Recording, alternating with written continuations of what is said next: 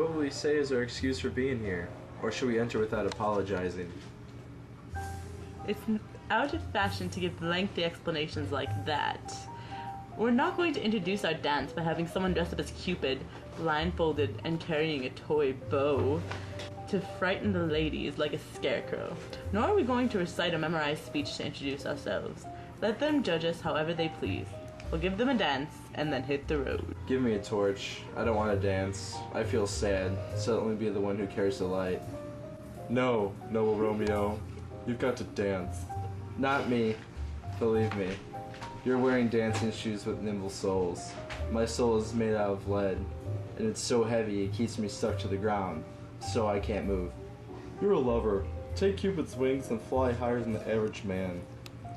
His arrow has pierced me too deeply, so I can't fly high with his cheerful feathers. Because this wound keeps me down. I can't leap any higher than my dull sadness. I sink under the heavy weight of love. If you think you're dragging love down, it's not right to drag down something as tender as love. Is this love tender? I think it's too rough, too rude, too rowdy, and it pricks like a thorn. If love plays rough with you, play rough with love. If you prick love when it pricks you, you'll beat love down. Give me a mask to put on my faith, a mask to put over my other mask. What do I care if some curious person sees my flaws? Let this mask, with its black eyebrows, blush for me. Come on, let's knock and go in. The minute we get in, let's all start dancing. I'll take a torch. Let playful people with light hearts dance. There's an old saying that applies to me. You can't lose if you don't play the game. I'll just hold a torch and watch you guys. It looks like a lot of fun, but I'll sit this one out. Hey, you're being a stick in the mud, as cautious as a policeman on night patrol. If you're a stick in the mud, we'll pull you out of the mud. We're stuck up to your ears. Come on, we're wasting precious daylight. Let's go. No, we're not. It's night. I mean, we're wasting the light of our torches by delaying, which is like wasting the sunshine during the day. Use your common sense to figure out what I mean, instead of trying to be clever or trusting your five senses. We mean well by going to this masquerade ball, but it's not smart of us to go. Why, may I ask? I had a dream last night. So did I. Well, what was your dream? My dream told me that dreamers often lie. They lie in bed while they dream about the truth. Oh, then I see you've been with Queen Mab. Who's Queen Mab? She's the fairy's midwife. She's no bigger than the stone on a city councilman's brain. She rides around in a wagon drawn by tiny little atoms, and she rides over men's noses as they lie sleeping. The spokes of her wagon are made of spiders' legs. The cover of her wagon is made of a grasshopper's wings. The harnesses are made of the smallest spider webs. The collars are made out of moonbeams. Her whip is a thread attached to a cricket's bone. Her wagon driver is a tiny bug in a gray coat. He's not half the size of a little round worm that comes from the finger of a lazy young girl. Her chariot is a hazelnut shell. It was made by a carpenter squirrel or an old grub worm. They've made wagons for the fairies as long as anyone can remember. In this royal wagon, she rides every night through the brains of lovers and makes the dreams about love. She rides over courtiers' knees and they dream about court scene. She rides over lawyers' fingers, and right away they dream about their fees. She rides over ladies' lips, and they immediately dream about kisses. Queen Mab often puts blisters on her lips because their breath smells like candy, which makes her mad. Sometimes she rides over courtiers' lips, and they dream about making money off someone. Sometimes she tickles a priest's nose with a pig's tail, and he dreams about a large donation. Sometimes she rides over a soldier's neck, and he dreams about cutting the throats of a foreign enemy, of breaking down walls, of ambushes, of Spanish swords, and of enormous cups of liquor. Drums beat in her ear, and he wakes up. He's frightened, so he says a couple of prayers and goes back to sleep. She is the same Mab who tangles the hair in horses' manes at night, makes the tangles hard in the dirty hairs, which brings bad luck if they are untangled. Mab is the old hag who gives false sex dreams to virgins and teaches them how to hold a lover and bear a child. She's the one. Enough, Mercutio. Be quiet. You're talking nonsense. True, I'm talking about dreams, which are the products of a brain that is doing nothing. Dreams are nothing but silly imagination, as thin as air and less predictable than the wind, which sometimes blows in the frozen north and then gets angry and blows south. The wind you're talking about is blowing us off our course. Dinner is over, and we're going to get there too late. I'm worried we'll get there too early. I have a feeling this party tonight will be the start of something bad. Something that will end in my own death.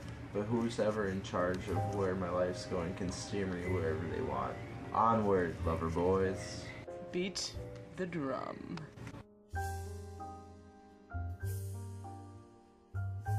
Welcome, gentlemen. The ladies who don't have corns on their toes will dance with you. Ha, my ladies. Which of you will refuse to dance now? Whichever you act shy, I'll swear has corns. Does that hit close to home? Welcome, gentlemen. Who is the girl on the arm of that lucky knight over there? I don't know, sir. Oh, she shows the torches how to burn bright. She stands out against the darkness like a jeweled earring hanging against the cheek of an African. Her beauty is too good for this world. She is too beautiful to die and be buried. She outshines the other woman like a white dove in the middle of a flock of crows. When this dance is over, I'll see where she stands, and then I'll touch her hand with my rough and ugly one. Did my heart ever love anyone before this moment? My eyes were liars then, because I never saw true beauty before tonight. I can tell by his voice that this man's a Montague. Get my sword, boy. What? Does this peasant dare to come here to sneer at the scorn of our celebration? Now, by the honor of our family, I do not consider it a crime to kill him. Why, what's going on here, nephew? Why are you acting so angry? Uncle, this man is a Montague, our enemy. He's a scoundrel who's come here out of spite to mock our party. Is it young Romeo? That's him, the villain Romeo. Calm down, gentle cousin. Leave him alone. He carries himself like a dignified gentleman. And, to tell you the truth, he has a reputation throughout Riona as a virtuous and well-behaved young man. I wouldn't insult him in my own house for all the wealth of this town. So calm down. Just ignore him. That's what I want.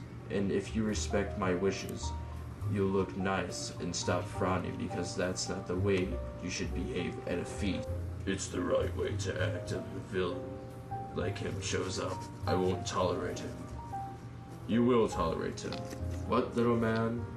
I say you will. I am the boss, here or you. You won't tolerate him? God help me. You'll start a riot among my guests. There will be chaos. It will be your fault.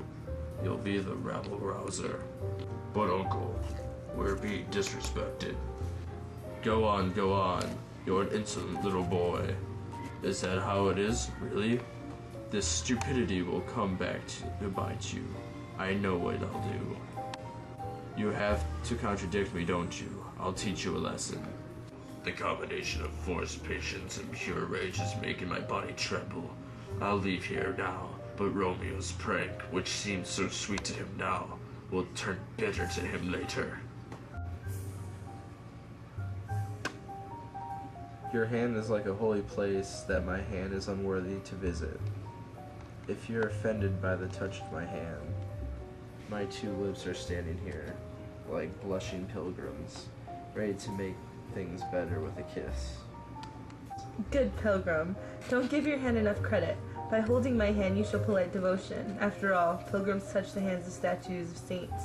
Holding one palm against another is like a kiss. Don't saints and pilgrims have lips too? Yes, pilgrim. They have lips that they're supposed to pray with. Well then, saint, let lips do what hands do. I'm praying for you to kiss me. Please grant my prayer, so my faith doesn't turn to despair. Saints don't move, even when they grant prayers. Then don't move while I act out my prayer.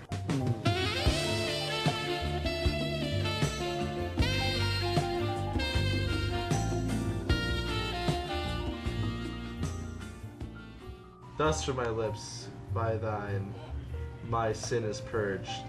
Now my sin has been taken from my lips by yours. Then do my lips now have the sin they took from yours? Sin from my lips, you encourage crime with your sweetness. Give me back my sin.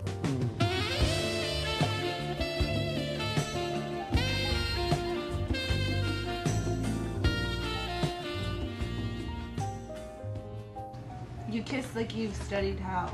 Madame, your mother wants to talk to you. Who is her mother? Indeed, young man. Her mother is the lady of the house. She's a good, wise, and virtuous lady. I nursed her daughter, whom you were just talking to. Let me tell you, the man who marries her will become very wealthy. Is she Capulet? Oh, this is a heavy price to pay. My life is in the hands of my enemy. Come on, let's go. Right when things are at the most fun is the best time to leave. Yes, but I'm afraid I'm in more trouble than ever. No, gentlemen, don't get ready to go now. We have a little dessert coming up. Come over here, nurse. Who is that gentleman? He is the son of heir of old Tiberio. Who's the one who's going out the door right now? Well, that one I think is young Petruchio. Who's the one following over there? The one who wouldn't dance? I don't know his name. Go ask.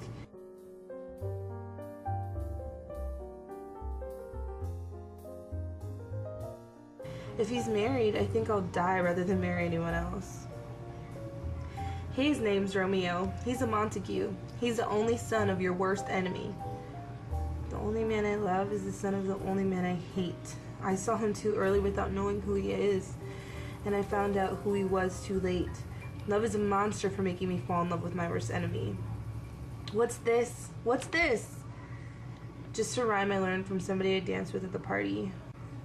Right away, right away. Come, let's go. The strangers are all gone.